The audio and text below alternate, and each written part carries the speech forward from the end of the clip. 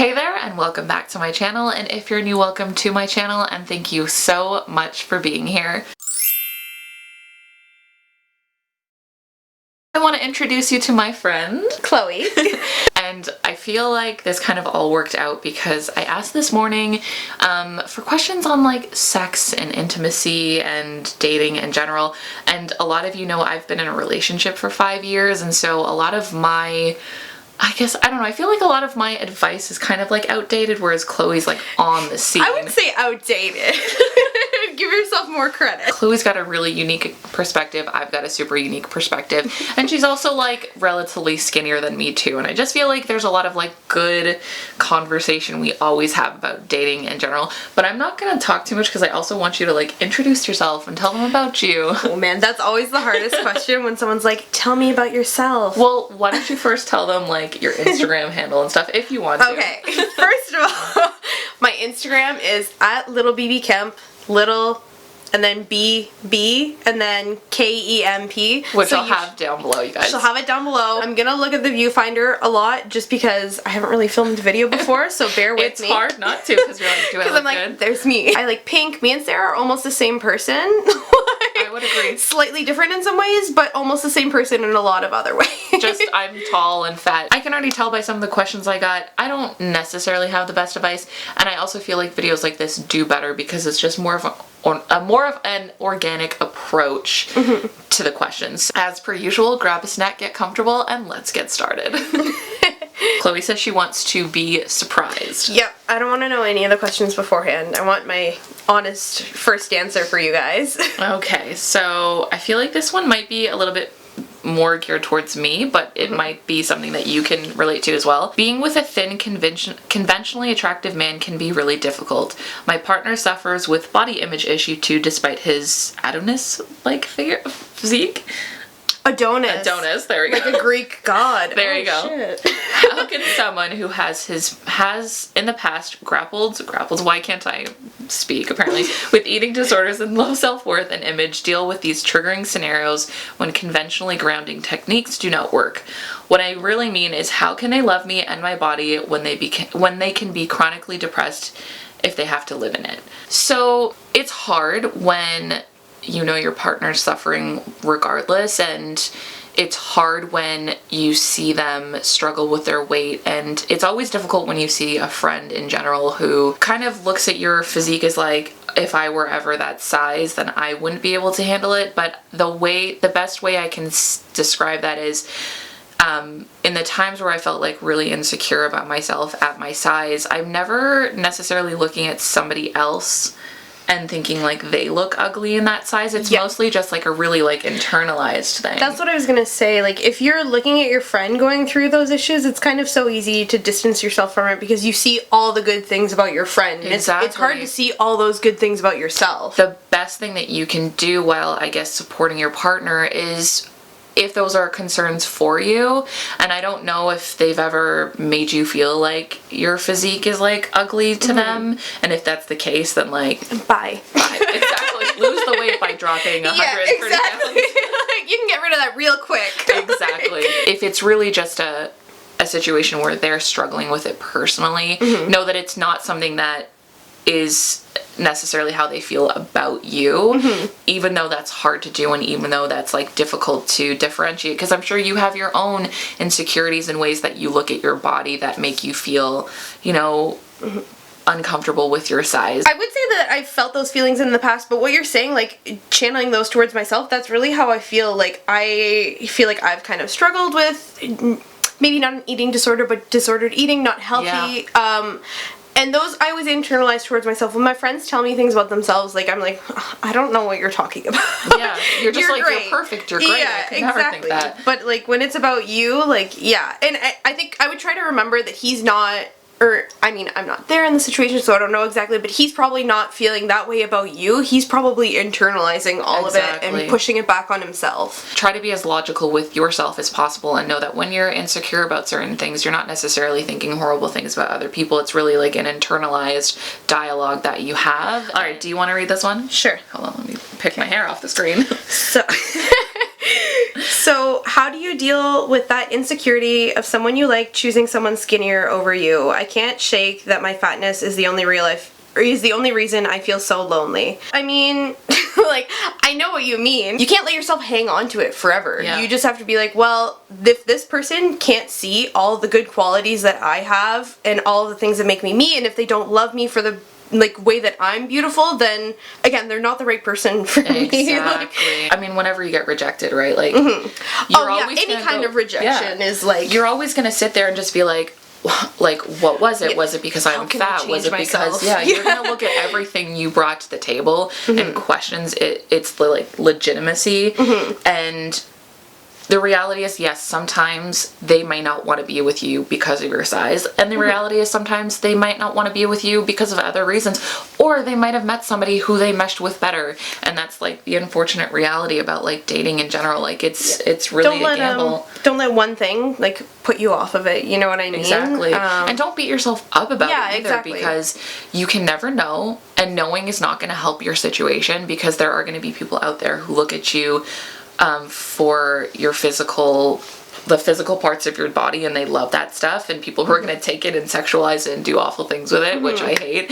But then they're going to be people who look at you as a complete package and really love all of it. Exactly. And they're so glad that they found that. And if they're leaving you for a skinnier person because they're skinnier, literally, as we said before, bye. I think I told you about that guy that I was dating, and he told me and all of our friends that I was too fat to date. The thing is, now he's constantly in my inbox messaging me. Of course he is. They can say whatever they want, but they're lying. Of course he is. And that's literally the best oh my feeling. god, so satisfying. How do you keep things spiced up in a long-term relationship? I guess I'll take this one. Yeah, take that one. Well, you've been in a long-term relationship. She's been in her own long-term relationship. Poorly. Well, especially as someone who's in an open relationship, because a lot of people don't even consider that as an option. They're like, we've been married for 25 years and we just don't touch each other anymore. Yeah, and that's like so depressing to me. So something that like was a weird situation for me, because Gil's very much like my first long-term relationship in every aspect. Like the longest one I had before this was 6 months. Yeah. Like there was really no comparison. And I always ended a relationship like before the passion period died. Yeah. So there was always like I'm gonna get out before this goes bad. Exactly, right? So like the passion period was always there, so I'd always like relate it back to that. And like, don't get me wrong, I still have times where I'm just like, I miss those things. But it does help being in an open relationship, because I feel like sometimes when you see other people, hold on, I feel like glasses are ruining the aesthetic. I feel like sometimes when you see other people, it can give you more of an appreciation for your partner. Yes. That does help, like, because when we don't see each other for like 2 months, like obviously there's like things that we want. You can use like sex toys, like gotta keep my voice down, you can use sex toys, like you could dress up for them. I've had the whole conversation with him about like his kinks and stuff and my kinks, and you know, even though open about it, I think communicating is like the biggest thing. Being open to trying new things, while respecting your boundaries. Yeah, while respecting boundaries for sure, but like, you know, give and take. It's compromise with an adult relationship. Exactly. You can't always just get what you want. Exactly. And I what kind of gifts do you exchange when celebrating anniversaries? I feel like that's like whatever they need at the current time. Yeah. I'm like, what are you missing? I feel like anniversaries are things that I do more of, like, let's just go to dinner and get like really dressed up, like we've gone away and stuff like that. And then again, it's like, what do you want? Okay, so this is how my anniversary works. Our anniversary is on the 3rd of March, and then Gil's birthday is March 12th. Oh my gosh. So, and Valentine's Day is February 14th, so there's like a big like clump of things all together. So like honestly, like things will just get clumped together. So I'm not necessarily the best person to ask, like go away or something. That's another way you can spice things away, up. So see something like new that you guys haven't tried. I just took one of my best friends ziplining for his birthday. Like that was really fun. Activities are sometimes fun. But again, I usually I look at what people need, like if they're missing things or stuff that they've talked about before. What is your most memorable date? Oh my god, I guess this could be like a good one or a bad one. I'm gonna let you go. I'm gonna let you go first because I can't My think of most one right memorable date. The most memorable good one, I went to a ping pong bar with this guy, and I don't know, we just had like great conversation. It was so much fun. I really enjoyed being around him. We went to his house after. I don't know. I think it was good because of the person I was with also. That made it really enjoyable. Who this person is? Yes, you've told me. Yes, I may have mentioned him once or twice. Do your good one. Okay. Let me think of my bad one. Oh god, what is my good one? Oh my god, okay, I'm bad. I feel like I don't want to say Gil because you can say Gil.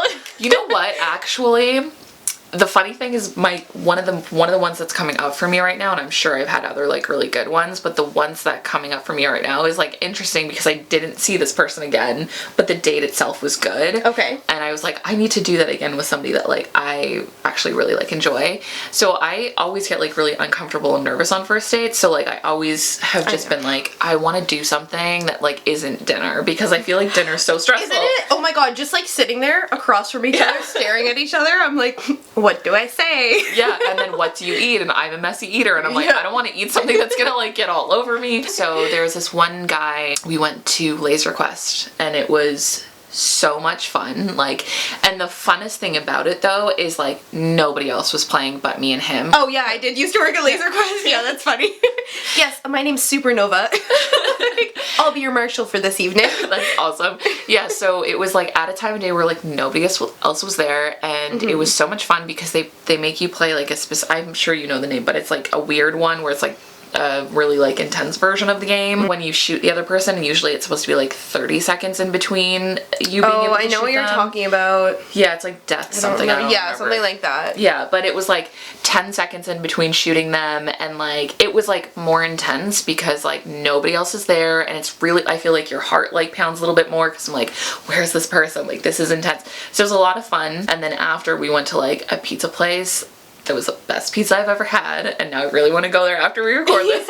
It was the best pizza I've ever had, and like it was just like fun. Like we had a good time, and then like afterwards he turned into like a creep who just like wanted me to come over and have sex, which is why I never saw him again. Yeah, it was so much fun. Like he accidentally like stabbed me in the hand, which was like it was funny, God, like because he was like trying to cut the pizza, but then he like I was holding the pizza, and then he like stabbed down. I was like, "Will you just stab me in the hand?" But it was one of the most memorable, but I'll let you do I have one that sticks out significantly, and it was honestly almost the same situation as the other date. Like we had gone out for drinks, and I had gone to his house after, but he was just like so like creepy and awkward, and I was like, wow, I wish I wasn't here right now, but it was too late at that point. He was just like a little creep, like, you know what I mean? And I was like, it was like one of the only dates that I've gone on off Tinder. Another one, I was at a bar with this guy, and it was we had met up like with all of my friends. They all kind of knew him, and I knew obviously my friends, duh. But we had gone to the bar, and like the whole night he was like lifting up my shirt and like trying to rub my belly, and I was like, please stop touching me like that. Right? Like we're in public, first of all. That was a really bad date too, and he harassed me for like 6 months after. Oh god, like, that's the worst. Like it's not happening. My bad date, I honestly feel like it was so much easier to think of a bad date than a good date, which is like pretty telling. Oh my god, I just thought of one that happened so long ago. It was the best one. It was this guy that I met through, I want to say Plenty of Fish, which is like the armpit of the it really is. No, it's like the bottom of the foot of the dating world. Like, don't sign up for Plenty of Fish. We had talked a bit, and it was interesting because like he literally like lived like just up the street from me, so I met a few times, like kind of like in the middle, and it was like pretty all right, and we talked a few times, and then he just got like, I feel like this is like a progression of bad dates, and like he just got really creepy, and for some reason I still decided to go see him. Because you're not sure at first. Exactly. You're like, you know what, maybe he was just awkward because it was the first date. Let's try again. He like very gradually was like trying to introduce me to the fact that he's like submissive, which is like being like a fat woman sometimes, like guys will like want you to like dom them, and I'm like, I'm not dominant, stop trying to make me be this like doms? I know, it's like I wear pink all the time, like I literally dress like I'm the wrong 5. person. Exactly. And then he had a friend who was like, oh, I've dommed him, and like I could just tell that it was like him pretending to be this person after a while. And then like once we like went on a date to Aren't We Naughty, we used to work. And he's like, I have to pick out a pair of panties for myself because I lost a bet and I have to wear them. And like he just like very much like forced this on me, and I was like, okay. And he just got very weird. He like told me he like wanted to be like wrapped up in like saran wrap and like like mummified. It was like a weird, like, to this day I've met a lot of really weird people, but like he's like up there. Wrap me up like I'm a sandwich in your lunch bag. Essentially. How do you feel about your boyfriend, girlfriend holding on to pictures from past relationships? I'll let you go first. Oh, so I have had experience with this. And I will say the person who I let keep pictures of their ex on their phone, like I didn't cause a huge problem with it, ended up cheating on me. Man. I don't know if there's any correlation there. I think it really depends on the person and their relationship with their ex too. Like, and you can kind of get the vibe even if you haven't met the ex when they're talking about them, whether they're like still in love with them or like they're actually just friends.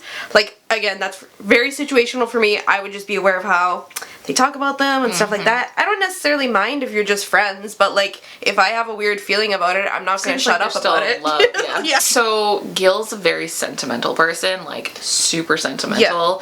And that's also just Pisces. Yeah, he's Pisces, and he's also like grown up in a situation where he doesn't have a lot from his past. So everything he has, he holds on to, like birthday cards and stuff and whatever. And for him, holding on to stuff is really important. And for like a while, I was like, why? Because like when I break up with a person, like they're gone. I don't have any photos of my exes. I really don't even have anything. That's the kind of person I am. I'm like, cleanse you out of my life. But that's not Gil. And for a while, like it really did kind of upset me because it was like, why do you want these things? But like, I guess understanding him and also like the way our relationship is, it's like, it's not so much of an issue for me anymore because like I understand the context of it, and now I'm just like super encouraging of him having so many memories because I feel so bad that he has like a lack of memories from times like when I did. So again, like you said, it's context is a big deal. How do I prepare to meet someone for the first time after talking online? Always afraid they expect someone smaller, prettier, cuter. Thanks. So I feel like when I put myself online, I feel like we're both pretty honest about what we look like too. Exactly. Like being 100% honest. So I feel like Chloe and I have like an age gap-ish, like, you know, we kind of have different generations we grew up in. I definitely remember growing up in a time when like webcams were like, I remember the internet becoming a thing, like its creation. I'm not that old, but I do remember it. So like there was a time when like you would meet people online and you wouldn't know what they look like, and for me that was always a huge fear, like are they gonna realize I'm fat?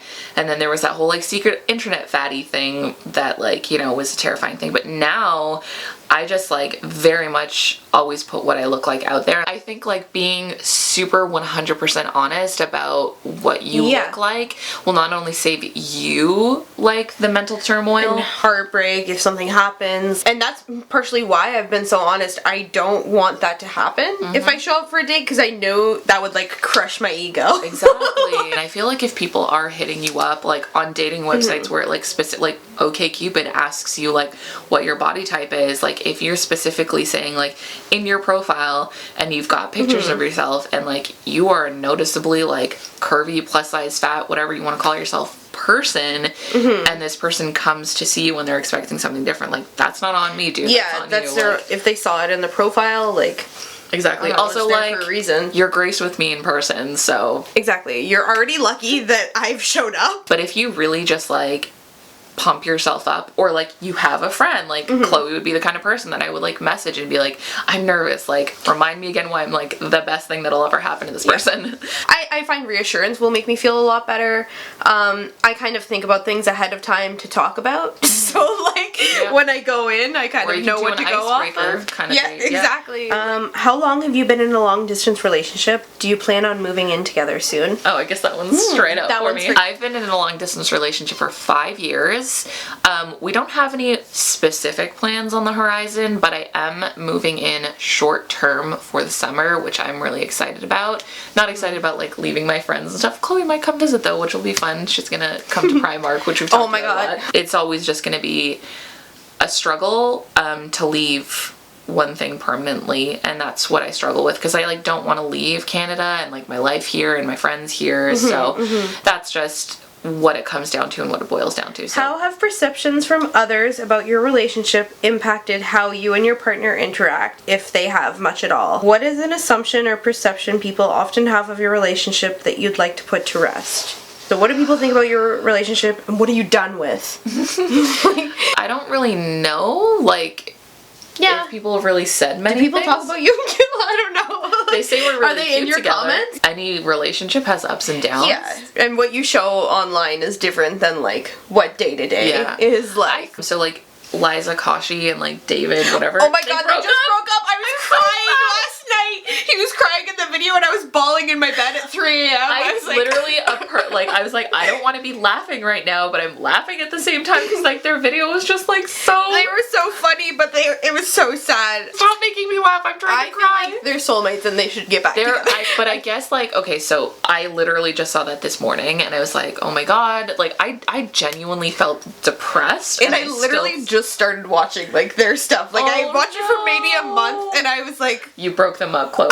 We often get attached to, like, celebrity couples, and, like, Gil and I are, like, not celebrities, but, like, people do see us who don't know us, and, like, you're gonna often, like, put your own perception of who we are into that relationship, and we are very much, like, I don't know, our own people with our own struggles. We don't know the reality of who they are, and I think that that's, like, what any sort of public couple deals with is, like, I felt a lot of pressure in times, like, when maybe we weren't doing so well, to, like, stay with him. Yeah. Or, and like, kind of upkeep, you know, the pictures like, that make you're it look like posting. everything's great. Which is, like, in many ways why I've just stopped, like, posting a lot about me and Gil. Yeah.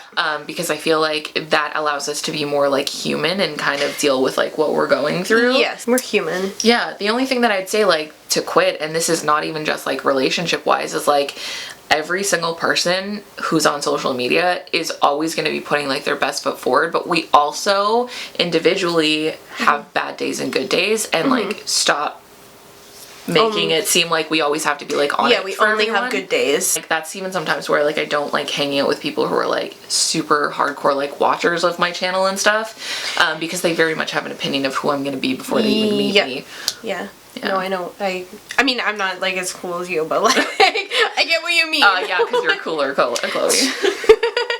We're both just dorks, actually. We're both probably gonna go, like, bubble tea after this and take lots of pictures, so... That's what I'm so down for bubble tea, by the way. I am too, actually. We should do that. Okay, here's the one thing that I would love to quit. So I literally...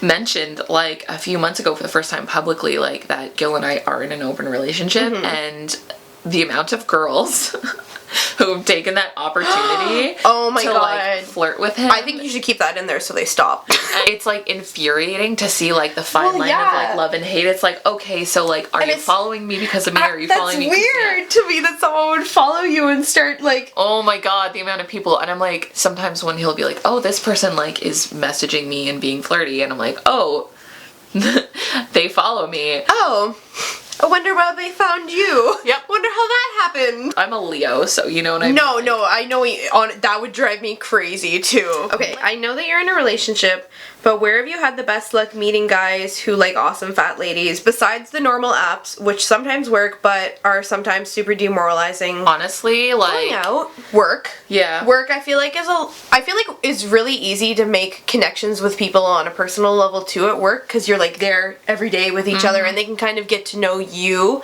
and how you are. I mean, especially, like, I work from home, so, like, sometimes it's hard to meet people organically, but I've had luck where, like, I'll go to friends' parties. I get hit on so much in my car. God, dude. I feel like in a lot of ways, like, being in person is the best way, and I've had luck where, like, I've gone to, like, a friend's party and, like, there's a guy there and, like, we've clicked, and that takes a lot of the guessing work out of it, obviously. I mean, there's also, like, apps specifically meant for, like, guys who like big girls, but I am so reluctant to be on them because I feel like the guys who go on those websites, like, those apps are, like, kind of, like, creepy and fetishy, and I don't know, I feel like when people ask me, like, where do you meet guys who like you, like, that is kind of reinforcing the idea that, like, fat people need to be kept away from everyone else. Live your normal life. Live your life. Go on the regular dating apps or not, whatever you're comfortable with, whatever you know everyone else does, because, like, it's not like guys who like fat girls are like all in one specific place. I mean, you could go to like the BBW like parties that they have. Bring a friend with you and go to like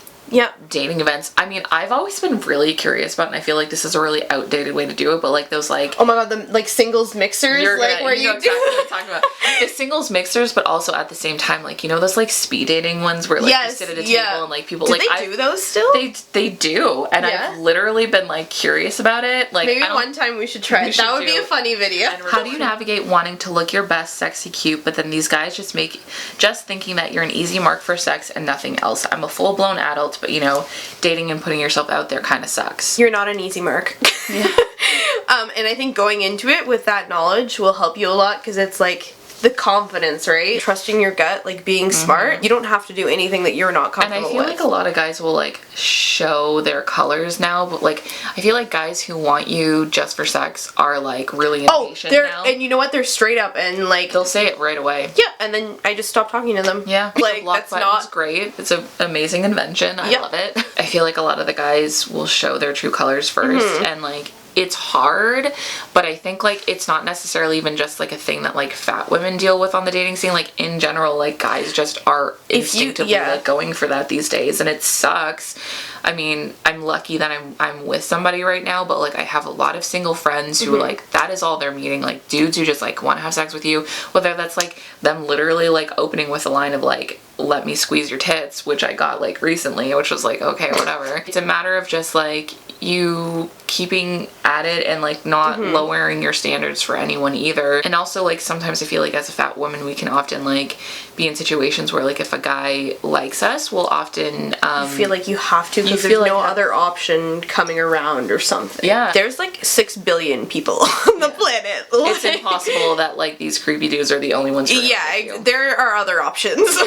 Hi, have you ever had to deal with the situation where a long distance partner particularly wasn't interested in talking on the phone as much or in general as you are? How did you handle that, and how did you get your confidence up to be intimate? Okay, so interesting that you should ask that, because like I love being on like the phone and FaceTime, but like that's not something that Gil like loves. Like we Snapchat all day, and for him I feel like he thinks he likes that, and like 1 or 2 like FaceTime calls a day where it's like us catching up or whatever. But I could literally be on FaceTime with him all day. Like that's just the kind of personality that I am. And at first it was very much like we were on FaceTime all the time and I loved it. And then gradually he was just like, I don't want to do this as much. Like I got other things I got to do and I can't do it when I'm on FaceTime. And I took that like very personally at first. We gradually started to do other things and have like other things in our lives, namely me, and I wasn't like, you know, super focused on him.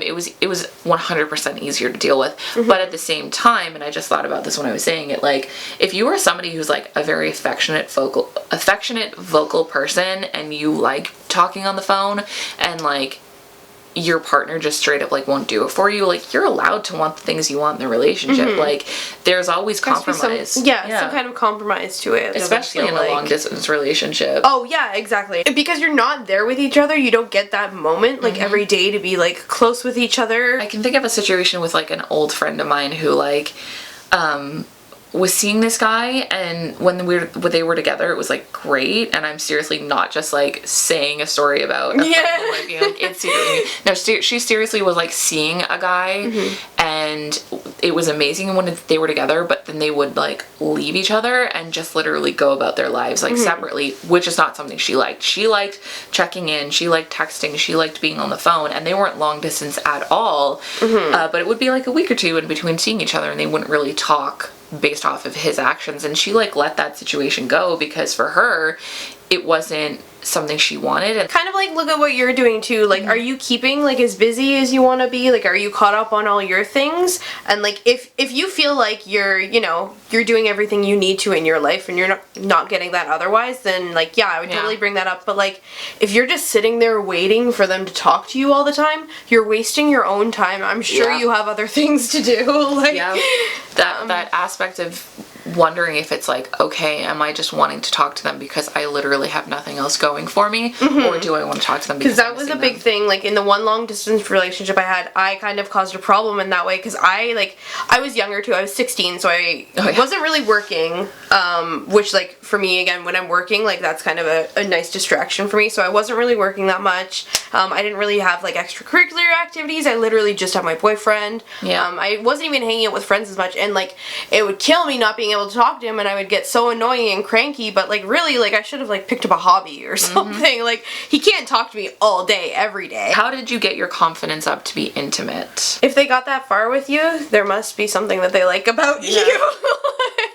We all look kind of different without our clothes on, but at the same time, like, you can kind of guess what's underneath, like, based off of, like, what you look like. Seeing each other, like, fully naked and being able to be intimate with each other where you're having that skin-to-skin contact, like, that's, like, something beautiful in its own. So it's not necessarily, like, if they, like, really love you and this is a relationship you're forming, like, seeing each other in that way is, like, a good, healthy thing. And you can just get so much closer. And even if it's, like, a one-night stand and it's getting to that point, like, clearly they already see something about you. They think you're hot. Yeah, it's ever taken my clothes off and been like, actually, I have to go shower. I just remembered. You should go home. It's always been a situation that's escalated rather quickly from there. So, so growing up, like, I never really like saw anyone with my physique, like, in even like relationships. And then like porn, for instance, like porn of people that like look like me, like BBW porn, like really like normalizes like what fat bodies look like in intimate situations.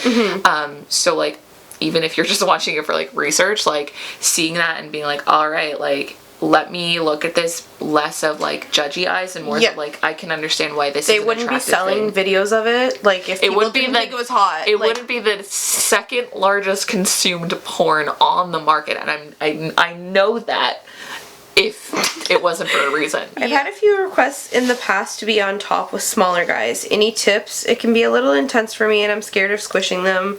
Not to mention, I feel like oh my god, that's so funny. I feel like I just look like when you open your phone on the front camera and it's the most unflattering angle. That's so good. I think this can kind of relate back to what we just said, where, you know, it's the confidence, but like again, like if you look at certain videos of certain things of like, you know, maybe like fat women on top, like that can be like, this is normal and people aren't dying under their weight.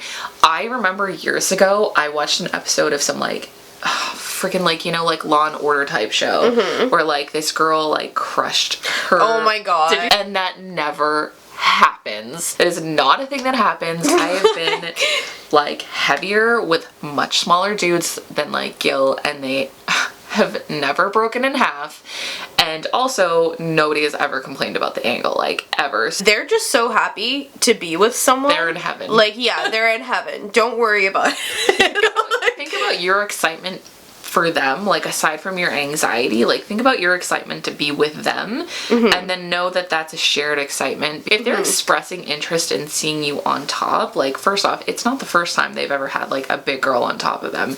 Guaranteed they've probably already thought about it, what it's going to look like and what it's going to like feel like for them, and I'm sure they know that they're not going to die and you're not going to kill anybody by being on top. Like, trust me. Like, I hate when they do stuff like that in the media. Like, it really messes with your perception. No, it totally does. If you mean intense in terms of like stability or whatever, like first off, like I'm admittedly really bad at being on top. Like I used to be so good at it, and I'm bad now because I just also have back pain too after like my car accident. It's nice if sometimes you have a guy who like can help you from the bottom and like, you know, work from the bottom. Just really building your stamina is amazing. Yeah, I think checking out different positions like online, like looking around, seeing what your options are, because like it doesn't necessarily have to be like just like the straight up way that everyone thinks. Like find what works for you and your bodies together, and use like pillows and like my god, I forget what they're called, you know, the little foam things. They sell them at a lot of like sex shops, but it's like literally like foams, and they're in like triangles, so you can put it underneath you to help you angle in a different way that's more comfortable. Don't be afraid to use stuff like that. It's supposed to feel good. Like make it feel comfortable for yourself. Or squat during the day. Build up those muscles too. It doesn't have to be for losing weight. It can be for whatever you need it for. For muscle. Okay, so I actually think I'm gonna go ahead and wrap up the video because there's a lot more questions and I feel like we should make this into a 2-part video. Maybe get more questions too. And I want to know what you guys think about Chloe being a part of this. I would love to have her again. Let me know if you want me back. I'd love to be here. And she is eventually gonna make her own YouTube channel. We're gonna keep pushing her in that direction. Anyways, I had a great time. We loved answering these questions. Seriously, like, I don't know when we'll do the next one, but probably soonish. And I would love you guys to ask more questions in the comments below. Like, anything goes. We are pretty much going to keep these all anonymous because I just feel like it's easier and safer that way. I assume people don't want these questions out there. So if it's a case where you don't want to say your comment below, just like shoot me a message on Instagram or even shoot a message to Chloe on Instagram and we will definitely make sure we answer it in the next one. I had so much fun. I had a really good time being here. I hope I wasn't too awkward and I hope you guys like me so I can come back again. Anyways, you guys, I'm gonna go ahead and wrap up this video and we're gonna go get some bubble tea or food of some soy. Some soy. You sound like Elmer Fudd. Anyways, you guys, don't forget you can find new videos from me every Wednesday and every Sunday, and new blog posts every Tuesday and every Thursday, and I'll see you next time. Bye!